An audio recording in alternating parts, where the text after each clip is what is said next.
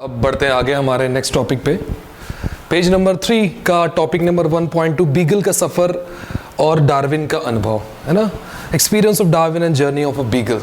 सबसे पहली चीज़ मैं तुम्हें बता दूं कि बीगल किसी आदमी या किसी बोट कैप्टन का नाम, शिप कैप्टन का नाम नहीं था। बीगल एक शिप का नाम था। दूसरी चीज़, बीगल की स्पेलिंग बुक में गलत दी, उसको थोड़ा सा देख लेना, ठीक है। चलो स्टार्ट करते हैं। अब अपन इनके बारे में बात करेंगे। कौन थे? Sir Charles Darwin. एक बार वीडियो को पॉज करके तुम लोग एक बार पूरे कॉन्टेक्स्ट को रीड कर लेना, उसके बाद मैं बताऊंगा वो चीज़ें बताऊंगा जो बुक में नहीं दी है ना, वो तो तुमने रीड कर दिया जो बुक में दिया हुआ था, ठीक है। तो चलो स्टार्ट करते हैं सर चार्ल्स डार्विन के बारे में। इनके पापा और इनके दादाजी जो थे वो डॉक्टर थे और इनको भी सेम मौका मिला MBBS या फिर डॉक्टरी करने का एडिनबर्ग यूनिवर्सिटी में।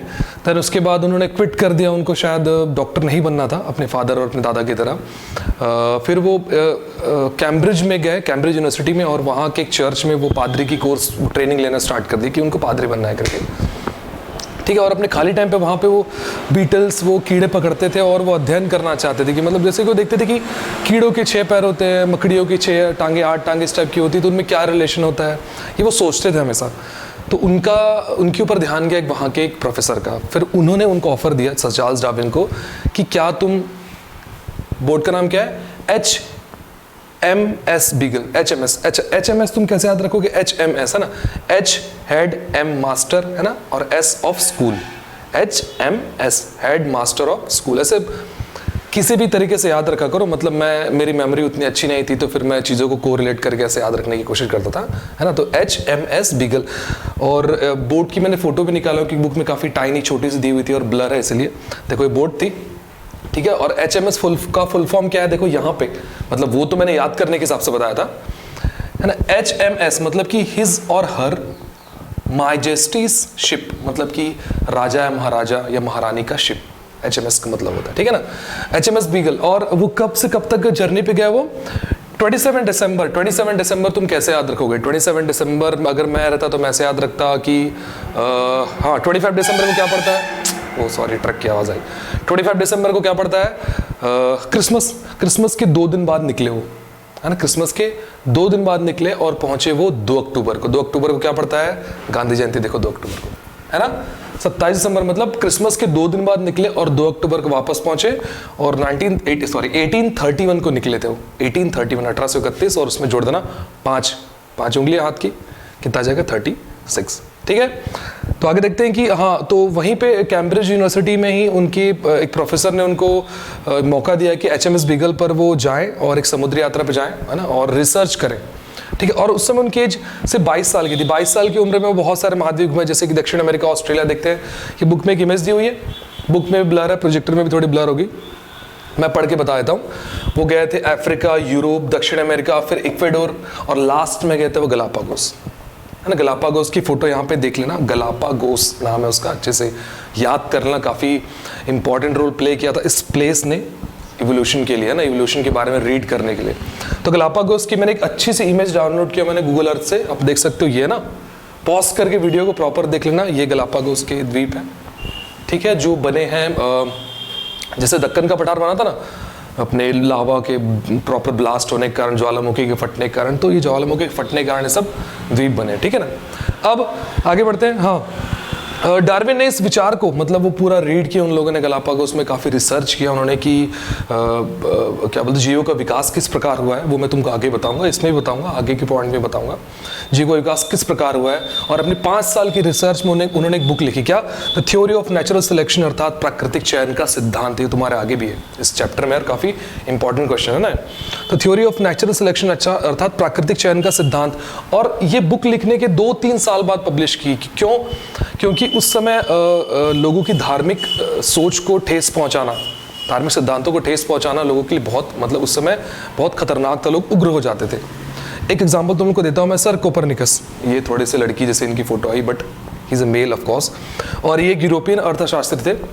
उस समय एक मान्यता थी अरस्तु का ऐसा कहना था कि पृथ्वी के चारों ओर पूरा ब्रह्मांड चक्कर लगाता है। सर कोपरनिकस ने प्रूफ किया था कि पृथ्वी सूर्य के चारों चक्कर लगाती है, और सिर्फ इस बात के कारण ही उन्हें सरे बाजार में मौत के घाट उतार दिए थे, मतलब उनको फांसी चढ़ा दिए थे। मतलब अपनी बात को प्रूफ करना रखना उस समय बहुत डर का विषय था। लोग डरते थे। क्यों? क्योंकि क्रिश्चियंस की ऐसी मान्यता थी कि उनके गॉड ज़्यूस ने, है ना, ज़्यूस ने एडम और ईव को बनाया है और एडम और ईव से ही पूरी दुनिया बनी, मतलब पूरे लोग बने। पर सर चार्ल्स डार्विन का कहना क्या था? सर चार्ल्स डार्विन कहना था कि हम बाकी जीवों से अलग है, बाकी जीव हमसे मिले तो हैं बट वो हम उनके पूर्वज नहीं है। जैसे कि एक एग्जांपल, ह्यूमन और गिबन, गिबन मतलब होता लंगूर, लंगूर, ह्यूमन, चिंपैंजी, गोरिल्ला, ओरंगुटान सब अलग अलग है। ऐसा किसने प्रूव किया था? सर चार्ल्स डार्विन ने सबसे पहले। ठीक है, अच्छा एक और अच्छी चीज़, मैं जब उनके बारे में रीड कर रहा था, उनकी आर्टिकल्स को मैंने रीड किया काफ़ी 1-2 दिन तक, अभी तो तबीयत खराब है तो कुछ ज़्यादा ही रीड किया था। मुझे एक बहुत अच्छी चीज़ पढ़ने को मिली, प्रारंभिक पूर्व मानव मतलब अर्ली प्री ह्यूमन, उनके हिसाब से प्रारंभिक पूर्व मानव जो थे, कौन से? सर चार्ल्स डार्विन के हिसाब से वो 2 जगह से आए थे। फर्स्ट थे अफ्रीका और दूसरा था इंडिया। हाँ, अफ्रीका और इंडिया में ही इंसानों का बनना शुरू हुआ था। अब बाकी जगह क्यों नहीं? अफ्रीका और इंडिया ही क्यों? क्योंकि यहाँ का जलवायु थोड़ा सा गर्म था, इंसान सरवाइव कर पाया था, क्योंकि हमारे शरीर में उतने बाल नहीं हुआ करते थे, है ना? ठीक है, और हमारे यहाँ खनिज पदार्थ, जंगल, ये सब अच्छी मात्रा में थे, इसलिए सबसे पहले प्री अर्ली ह्यूमन माना जाता था 2 जगह से, एक अफ्रीका और इंडिया। और पता है तुम लोगों को, जब इंडिया का जो उन्होंने रिसर्च किया, देखो उनके बोन है और एक ड्रॉ बनाया गया जीवाश्म के हिसाब से कि ऐसे दिखते रहे होंगे, उनका नाम उन्होंने दिया रामापिथिकस या शिवापिथिकस। ये मैं नहीं कहता, ये विकिपीडिया कहता है। ठीक है, और जो अफ्रीका में मिला था उसका नाम था कीनियापिथिकस। क्लियर है? कीनियापिथिकस। खैर ये तो ऐसे मैंने एक्स्ट्रा। हाँ, अब आते हैं पेज नंबर 4 में, टॉपिक नंबर 1.3, डार्विन का अवलोकन या ऑब्जर्वेशन ऑफ डार्विन। देखते हैं कि जब गलापागोस महाद्वीप में अपने डार्विन थे तो उन्होंने क्या रिसर्च किया, क्या पाया वहाँ पे, जो बहुत सारे उनके पॉइंट्स हैं, उसको 4-5 पॉइंट को यहाँ पे बताया गया। ठीक है ना? अच्छा, एक इमेज थी, उन्होंने निकाला था, उन्होंने ढूंढा था, ये एक जीवाश्म है किसका? एक रिच का, उस जमाने के, मतलब कि अभी के रिच नहीं, ये करोड़ों साल पहले की बात है, लाखों साल पहले की बात है। इसकी क्लियर इमेज मैंने डाउनलोड किया है, ये कुछ इस टाइप की है। ठीक है ना? और इसको अगर जीवाश्म को अगर प्रॉपर डिजाइन किया जाए तो वो कुछ इस प्रकार दिखेगा। ठीक है, चलो स्टार्ट करते हैं। फर्स्ट टॉपिक है था ऑब्जर्वेशन ऑफ डार्विन। डार्विन ने गलापागोस द्वीप जाने के बाद क्या ऑब्जर्व किया? देखते हैं क्या ऑब्जर्व किया। फर्स्ट पॉइंट, इसको रीड करना है, तो मैं इतना लंबा पढ़ूंगा तो बहुत टाइम हो जाएगा। मेन चीज बोल लेता हूं मैं, हर तरफ संघर्ष है, मरो या मारो, जो बच सकता है वही बच रहा है, शायद भौगोलिक जरूरत के अनुसार जो ढल गया वही जीव बच जाता है। सही बात है, हर तरफ संघर्ष का माहौल है। जो जीव बचता है ना, उसमें कुछ ना कुछ क्षमता होती है। अगर उसमें कमजोरी होगी और जीव सर्वाइव नहीं कर पाएगा तो बाकी जीव उसको खा जाएंगे। ये तो जंगल कानून, ये तो दुनिया का सिद्धांत है। ठीक है ना? अब सेकंड पॉइंट, उष्णकटिबंधीय जंगलों में कई विविध प्रकार के प्राणी और उनके आवासों का अवलोकन डार्विन ने पहली बार किया। अब उष्णकटिबंधीय क्या होता है? उष्णकटिबंधीय देखते हैं, ये मैंने अर्थ बनाया, यहाँ पर छोटा डेफिनेशन लिख दिया मैंने उष्णकटिबंधीय का। पृथ्वी का वह भाग जो कर्क रेखा और मकर रेखा के मध्य पड़ता है वो उष्णकटिबंधीय क्षेत्र कहलाता। देखते हैं, कर्क रेखा, मकर रेखा, इसको मैंने रेड कर दिया हूं ये बताने के लिए कि यहाँ पे सबसे ज्यादा गर्मी पड़ती है, उष्णकटिबंध। ठीक है ना? अब देखते हैं नेक्स्ट पॉइंट। हाँ, दक्षिण अमेरिका के पहाड़ों के ऊपर, दक्षिण अमेरिका के पहाड़ में ना, ऊंची पहाड़ों पे ऐसी चट्टानें मिली, ऊपर के चट्टानों में देखे उन्होंने कि जीवों के जीवाश्म मिले। कौन से जीव? समुद्र जीवों के। सॉरी, इसी कारण मैं वीडियो नहीं बना पा रहा था, थोड़ी काशी हो गई, सॉरी। हाँ, तो उन्होंने क्या गौर किया कि पहाड़ों के ऊपर जो चट्टानें थी उसमें समुद्री जीवों के जीवाश्म मिले। तो यार मतलब पहाड़ चढ़ के तो समुद्री जीव, मतलब कि मछलियां तो नहीं जाएगी, तो कैसे पहुंचे? मतलब कि समुद्र वहां तक हुआ करते थे। ठीक है, आगे साथ ही उन्हें से भूकंप के अनुभव हुआ जिससे उन्हें समुद्र की सतह पर लगभग 3 मीटर ऊंची हो गई। समुद्र की सतह 3 मीटर ऊंची हो गई एक भूकंप आया तो। इससे समझ में आता है कि भूकंप आने से शायद पृथ्वी फटी होगी, समुद्र की लहरें ऊंची होगी, मतलब समुद्र के पोजीशन भी धीरे धीरे करके शायद चेंज होती होगी।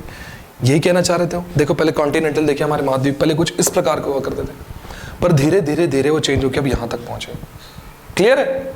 नेक्स्ट पॉइंट, रेतीले समुद्री किनारों के स्थान पर ऊंची चट्टानों से घिरे समुद्री किनारों के अवलोकन से डार्विन ने अनुमान लगाया कि निरंतर चलने वाली प्रक्रियाओं से भी पृथ्वी की सतह में परिवर्तन आता है। हाँ, निरंतर चलने वाली जो प्रक्रियाएं रहेंगी उससे भी पृथ्वी की सतह में परिवर्तन आता। देखते कैसे? पहले कुछ इस प्रकार की थी, अभी क्या हो गई है? ठीक है ना?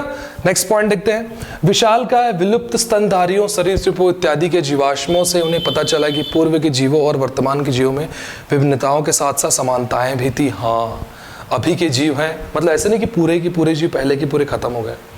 पहले के कुछ जीव मतलब आदि मतलब डायनासोर के बाद का युग आया था, उसके बाद के जो जीव थे वो पूरे समाप्त नहीं हुए, उनमें परिवर्तन आते आते वो यहाँ तक पहुँचे। फॉर एग्जाम्पल अस सॉरी, जैसे कि हम एप से हम यहाँ तक पहुँचे कि नहीं, तो ऐसे उनका कहना था कि विभिन्नताएं तो थी पर समानताएं भी थी, अर्थात पृथ्वी की सतह के परिवर्तन के साथ साथ जीवों में भी परिवर्तन आता होगा। इसके पहले जस्ट अपन ने देखे कि देखो पृथ्वी की सतह में परिवर्तन आता है, पृथ्वी की सतह में परिवर्तन आया, जब पृथ्वी की सतह में परिवर्तन आ सकता है तो जीवों में क्यों नहीं आया। एग्जाम्पल देखते हैं, ये एक साइड है हाथी स्केलेटन उसका, एक तरफ मैमथ उसका स्केलेटन, देखो चेंजेस आया थोड़ा, मैमथ से ही हाथी बना है। क्लियर है, पांच पूरे पॉइंट क्लियर हुए। अब लास्ट में सील कैंथ फिश, हाँ सील कैंथ फिश काफ़ी इंटरेस्टिंग था। ये था 1938 की बात थी जब अफ्रीका में इसको पाया गया और काफ़ी 5 साल तक इसका रिसर्च किए थे। उसके बाद इसे जीवित जीवाश्म मतलब लिविंग फॉसिल अपने इन्होंने घोषित किया था वैज्ञानिकों ने। उसके बाद कुछ सालों बाद और रिसर्च किए तो पता लगा कि नहीं ये जीवित जीवाश्म नहीं है, क्योंकि इसमें आज भी परिवर्तन आ रहा है। ये डायनासोर के समय भी था और आज भी है, पर इसमें थोड़ा थोड़ा परिवर्तन आ रहा है क्योंकि उसको भोजन आवास प्रजनन बराबर से मिल रहा है, तो उसको सब चीज़ आवश्यकता की चीज़ें मिल रही है, इसलिए इसमें ज़्यादा परिवर्तन नहीं है, बट थोड़ा थोड़ा आ रहा है। तो सील कैंथ के बारे में एक बार अच्छे से बुक में पढ़ लेना। इसे जीवित जीवाश्म कहते थे, कहते हैं नहीं, ठीक है। अब ये सबसे मेरी one of the best photo, अगर सर चार्ल्स डार्विन नहीं होते या फिर उन्होंने the theory of natural selection book नहीं लिखी होती तो इंसान आज भी समझता कि पृथ्वी को, दुनिया को भगवान नहीं बनाया है, पर इन्होंने प्रूफ किया कि नहीं, हमारे पूर्वज एप थे, बंदर नहीं थे, ठीक है। तो बस आज के लिए इतना ही, अब मिलते हैं नेक्स्ट टॉपिक में, बाय।